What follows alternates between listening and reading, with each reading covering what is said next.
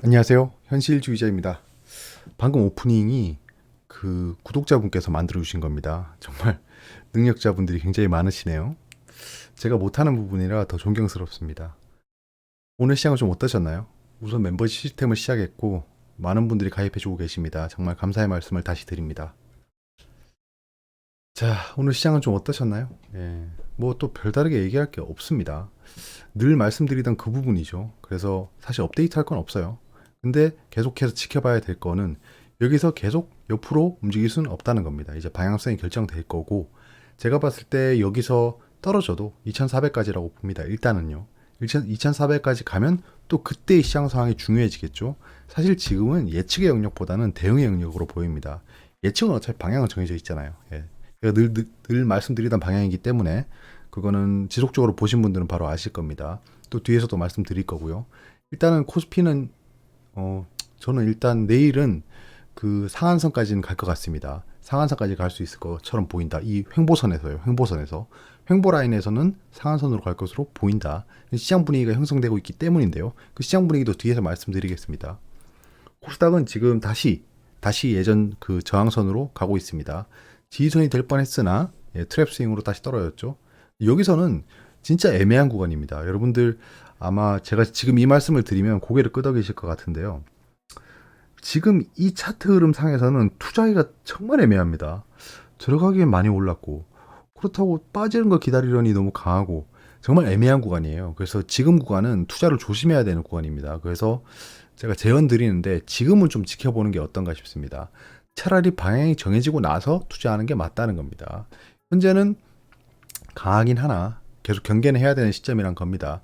미리 들어왔던 분들은 안심하고 지켜봐도 될 구간이지만 여기서 들어가야 되나라고 하시는 분들은 만약에 난 추후 들어가야겠어. 난 폼을 넣기 싫어. 여기서 어차피 그 갭상승을 하거나 해서 전고점을 돌파할 거야. 라고 생각하시는 분들은 분할 매수로 접근하시는 게 맞습니다. 여기서 떨어지면 어떡할 겁니까? 그땐 대응할 현금이 없어지겠죠. 그런 걸 좀 조심하면서 시장을 대응하시길 제언드립니다. 자, 주봉은 뭐 계속 또 생각했던 대로 흘러가고 있습니다. 옆으로 기어갈 것 같고요. 현재로서는 더 올라갈 만한 이슈가 발생하면 즉각 말씀드리겠습니다. 자, 기다렸던 지표가 나왔어요. CPI죠. 예상보다 물가가 강하게 올랐습니다. 올랐으나입니다. 왜냐? 지금 예상 지표는 6.2%였어요. 지난번은 6.5%였고요. 근데 이번에 6.4%가 나왔죠. 야, 이게 무슨 애매하죠. 6.2대로 나온 것도 아니고 그렇다고 지난번보다 높게 나온 것도 아니고 이건 뭐 어쩌자는 거지? 약간 지표가 약을 올리는 것 같죠. 그럼 시장은 어떻게 해석하고 있을까요? 이제 아마 목표 물가치를 수정할 것 같습니다. 파월이. 아마 그럴 것 같아요. 2% average inflation 타겟을 계속 얘기했으나 아마 이걸 수정하지 않을까 싶습니다. 올해는 3%까지 맞추겠다. 그거에 맞게 금리를 인상하도록 하겠다라고 해서 시장이 잠깐 놀라겠죠. 하지만 뭐 파월이 이제 그 물가에 대한 자신의 실패를 인정하고 수정하는구나라는 분위기가 형성될 수 있겠죠. 그러면 물가를 잡기 위해 노력하고 있구나라는 게 좀 엿보여지는 겁니다. 시장 투자자들에게. 자, 시장은 다소 안심하는 분위기예요. 현재는요. 지금 다우존스, S&P, 나스닥이 오르고 있죠. 제가 이거 기사 그 글을 쓰고 이제 방송을 하기 직전에 다시 물가지수를 그 나스닥이랑 다우존스를 체크했는데요. 양봉으로 박혀 있더라고. 그러니까 이게 잘못된 게 뭐냐면 자, 예상치보다 오르긴 했지만 둔화되고 있다는 느낌이 있었습니다. 근데 기사가 US stocks fall after mixed data on inflation이라고 하죠. 자, 인플레이션 데이터에 대한 뭔가 혼재된 데이터가 나오고 나서 US 스탁들이 떨어지고 있다라고 했어요. 그때 당시에는 마이너스로 시작했습니다. 그러니까 이게 약간 좀 정해져 있죠, 방향이. 어차피 양봉으로 바뀔 거였는데 좀 신기했어요. 이게 왜 시장이 안 좋게 해석하지라고 생각했습니다. 왜냐? 상승한 건 아니잖아요. 상승한 건 아니잖아요. 일단 상승은 하지 않았다. 그러니까 많이 떨어지지는 않았지만 둔화될 만한 기미가 보인다라는 거죠. 근데 생각보다는 우리가 생각했던 속도보다는 좀 늦게 둔화되네 라는 분위기인 거죠. 그러니까 하락할 만한 이유는 아니란 거죠. 왜냐하면 지금 물가가 계속 금리랑 같이 해서 시장을 괴롭혀서 굉장히 많이 조정을 보인 상태입니다. 이 상태에서 지표가 나름 개선되고 있는데도 떨어진다? 그건 좀 아니죠. 그런 걸 좀 예측할 그 만한 포인트인 것 같습니다. 중요한 이제 근원 물가 지수가 다음 주에 발표되죠. 그리고 3월 FOMC가 굉장히 중요합니다. 앞으로 지표가 굉장히 중요해요. 왜냐하면 시장의 방향성을 결정할 만한 그 방향타가 지금 지표밖에 없습니다. 현재는 악재는 없어요. 뭐 지금 뭐 정찰 풍선 뭐 이런 얘기 나오고 있지만 그거는 약간 블랙스완으로 보여집니다. 블랙스완으로 보여지기 때문에 지금 현재로서는 시장의 움직임으로 판단할 만한 요인은 아닌 것 같고요. 저런 게 좀 있을 수 있겠네 정도는 생각할 수 있을 것 같아요. 근데 계속 증권가 찌라시에는 계속 그 얘기가 나오고 있어요. 예, 지금 난리가 났다. 뭐 노드스트림 폭파도 뭐 자백하고 막 이런 얘기가 나오고 있는데 그거에 대한 또 중요한 흐름이 발생하면 말씀드리겠습니다. 근데 현재는 아닌 것 같아요. 파월 의장이 이런 말씀도 하셨죠. 물가 상승률 2%로 되돌리기 위해 초집중, 이거 지난해에 말했는 겁니다. 물가 안정을 약속드린다라고 했습니다. 상세 내용을 보면 두 가지 의무에 대한 연준의 약속과 금융 안정성은 국제사회의 달러화를 보유하고 사용을 독려할 것. 제가 빨간색으로 칠했는데요. 그 이유가 뭐냐면 지금 현재 뭐 연준이건 미국이건 기타 등등 이런 나라들이 현재의 사태를 저는 강제로 만들었다고 생각합니다. 코로나 때부터 시작해서 코로나는 만들었다는 게 아니고요. 코로나 때 이후로 지금 현재 계속 그 양적 완화부터 시작해서 달러를 많이 풀어버린 게 이런 목적이 있는 거예요. 어찌되었건 미국은 인플레이션을 원했고, 왜냐하면 잠깐 얘기해볼까요 여기서 이걸? 한번 여러분들의 생각도 들려주세요. 미국이 인플레이션을 강제로 유발시켰다는 강한 의심이 드는 이유는 중국 때문입니다. 왜냐? 중국의 상승세가 너무 거칠고 금방이라도 따라잡힐 분위기였습니다. 그 예측도 하고 있었고요. 2030년이면 중국이 미국보다 시장이 더 커지는 상황이었죠. 그러면 미국의 시장의 덩치를 좀 부풀릴 필요가 있었어요. 그것 중에 가장 좋은 게 물가를 상승시켜버리는 거죠. 그리고 본인들이 가지고 있는 무기인 달러를 가지고 시장을 좌지우지하는 거였습니다. 자, 그러면 이 두 가지 요인 중에 후자를 볼게요. 달러에 대한 얘기입니다. 사람들이 달러에 대한 소중함을 느끼게 한 거예요. 이번 코로나 사태로 인해서. 그럼 내가 너네한테 달러를 공급해 줄게. 이렇게 해서 시장을 안심시키고 달러화의 위험을 보여주는 거죠. 그 상황에서 달러화를 많이 뿌렸으니까 이 달러에 대한 가치를 지켜줘야겠죠. 그래서 이런 지금 현재 상황이 벌어지고 있는 겁니다. 물가를 올려서 달러를 회수하기 시작한 거예요. 금리를 올려서 달러를 회수하기 시작한 겁니다. 그럼 신흥국 중심으로 해서 달러가 회수되겠죠. 회수를 되는데 그러면 달러 되게 중요하네. 라고 생각하고 좀 달러에 대한 충성심이 올라가는 거죠. 역시 달러가 키왕 짱이야. 그런 거를 연준이 누구보다 원하고 있습니다. 왜냐하면 연준은 달러를 발행하는 애들이니까요. 달러는 누구보다 소중해야 됩니다. 그래서 이런 좀 국제적인 흐름이나 경제적인 흐름을 약간은 판단해 볼 필요가 있는 시점이다라는 게 좀 제 생각입니다. 현재로서는. 이런 말도 했죠. 고용 매우 강해. 예상보다 지표 강하면 금리를 더 인상하겠다.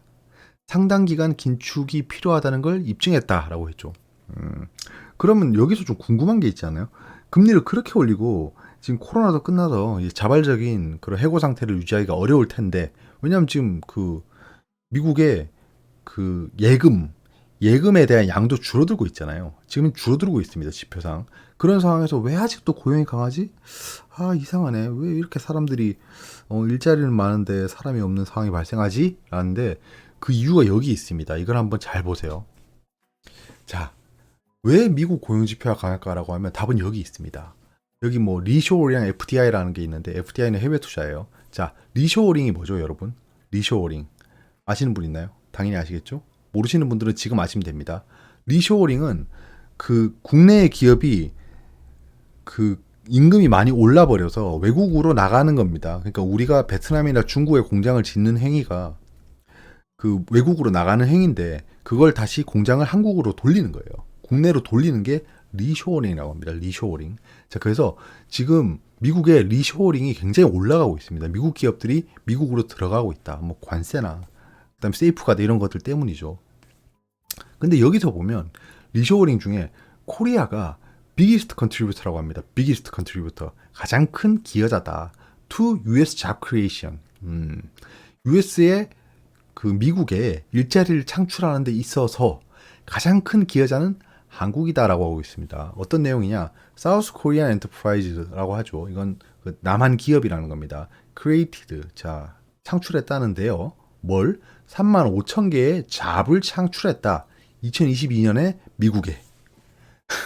리쇼어링과 더불어서 그 우리나라가 세이프가드나 관세 때문에 미국에 공장을 짓기 시작하는 거예요. 어제 설명드렸던 IRA라고 하는 게 있죠. 인플레이션 감축안.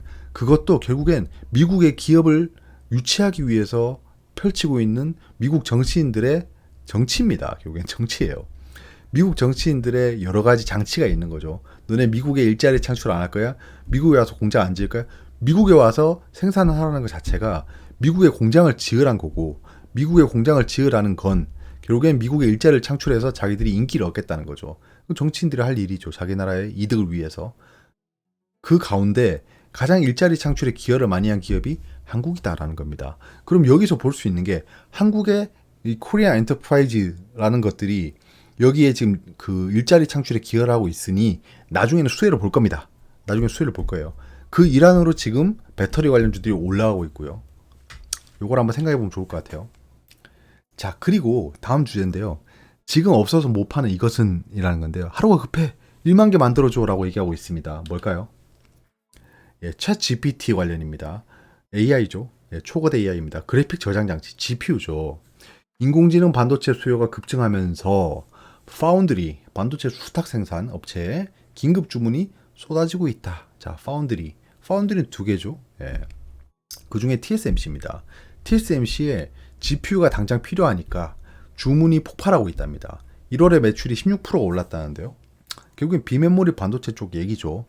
그 삼성은 대표적인 메모리 반도체 1등 업체입니다. 비메모리 반도체도 키우고 있지만 SK하이닉스는 대부분이 비메모리 반도체죠. 자, 지금 TSMC에 이렇게 주문이 폭발해서 매출이 올라가고 있다는 겁니다. 그래서 주가를 보시면 이게 TSMC입니다. 지금 보시면 자, 여기까지는 비슷해요. 이렇게 만드시면 비슷합니다. 비슷하죠. 비슷한데 SK하이닉스가 삼성전자가 하이닉스가 비슷한 타이밍에 움직임이 굉장히 유사했는데 지금 TSMC는 여기서부터 시작해서 이렇게 올라가고 있어요. 자, 어떤가요? 삼성은 이렇게 떨어지고 SK하이닉스 이렇게 떨어집니다. 시장이 약한 거? 아니죠. 둘 다 아시아 시장입니다. 근데 지금 TSMC만 이렇게 올라가고 있는 이유가 저런 것들 때문이죠. 예. 비메모리 반도체 쪽에 주문이 폭증하고 있다라는 겁니다. 그게 지금 TSMC 주가에 반영되고 거의 역사적인 신고가 영역에 와 있습니다. 그럼 삼성전자나 SK하이닉스도 앞으로 좀 더 좋아지겠죠. 지금 불황이긴 하지만 저렇게 수요가 계속 발생하고 있다. 새로운 먹거리가 발생하고 있다라는 겁니다. 그 중심에 AI가 있습니다. 지금 AI가 있다. 자, 대단만 하던 AI는 옛말이다. 700조 시장입니다. 예. 초거대 AI 경쟁이 불붙었다라는 거죠. MS는 모든 서비스에 AI를 탑재하겠다. 그리고 삼성전자의 그 스마트폰을 이끌고 계신 노태문 사장께서 얘기했죠. 챗 GPT, 갤럭시 탑재 검토 중이다. MS 등과 협력할 거다라는 거죠. 이건 재밌죠. 예, 갤럭시는 구글의 OS를 활용하고 있는데 MS가 협력하겠다라고 하면 구글이 물음표를 띄우겠죠. 아무튼 예, AI 시장이 굉장히 커지고 있다. AI는 얼마 전이 아니지 몇십 년 전만 해도 거품이었죠. 예. 그리고 얼마 전에 발생했던 그 알파고 사건 때도 거품이었습니다. 근데 지금 이제 거품이 꺼지고 새로운 또 거품이 발생하려고 하고 있는 겁니다. 이게 거품일지 아닐지 한번 지켜봐야겠지만 챗 GPT는 아직은 예, 제가 봤을 때 요거 한번 상세히 다뤄볼 건데 제가 봤을 때는 아직은 좀 예, 지켜봐야 되지 않나 싶습니다. 그래서 지금 AI랑 반도체 관련주가 급상승하고 있죠. AI는 계속 말씀드렸으니까 넘어가고요. 반도체, AI 반도체 쪽이죠. MK전자, 윈팩 이런 거는 제가 한 번씩 언급드릴게요. 왜냐하면 종목이 상승하고 있으면 뭐 지금 현재 일간 상승 탑 종목을 보시면서 저 종목은 왜 상한가지? 라고 하는데 그냥 키워드로 기억하시면 그래도 이유는 알고 있잖아요. 이유를 알고 시장을 봐야 됩니다. MK전자 상한가 왜일까? AI 반도체구나. 윈팩 상한가 왜일까? AI 반도체구나. 제주 반도체, AD칩스, 어버브 반도체, 프로텍, 덕산아이메탈, 멜커스, 지오엘리먼트 여기 제가 가지고 있는 건 없습니다. 제가 항상 종목을 말씀드릴 때는 제가 가지고 있으면 가지고 있다고 말씀을 드립니다. 그러니까 참고하시기 바라고요. 아무튼 이런 종목들이 상승하고 있다. 왜? AI 관련된 종목이고 얘들은 반도체를 만드는구나. 그래서 얘들이 올라가고 있구나. 또 우리나라 국내에 있는 기업들도 비메모리 반도체랑 메모리 반도체로 나뉩니다. 아무튼 얘들은 이런 AI랑 반도체 관련해서 상승하고 있다라는 겁니다. 저는 지금 초단기 트레이딩에 들어간 게 하나 있습니다. 어떤 섹터냐 하면 SM 엔터테인먼트 인수전입니다. 예, 종목 몇 개 안 되죠. 그 중에 하나를 들어가 있는데요. 굉장히 흐름이 재밌습니다. 사실 손해를 볼 수도 있는 투자예요. 이거는 손해를 볼 수도 있는 투자이기 때문에 제가 뭘 샀다, 어느 타이밍에 샀다는 지금 말씀드리지 않겠습니다. 뭐 제가 그 멤버십 영상에서 살짝 언급드릴게요. 예, 그거는 뭐 지금 바로 언급하겠다는 거 아니고, 예, 좀 언급해 보겠습니다. 뭐 이런 인수합병이나 그런 것들의 움직임 같은 걸 분석해서 좀 설명드릴 수 있을 것 같아요. 그건 제가 경험도 많이 했고 또 그리고 분석도 많이 했기 때문에 여러분들이 가볍게 들어서 좀 도움이 될 만한 내용이 있지 않을까 합니다.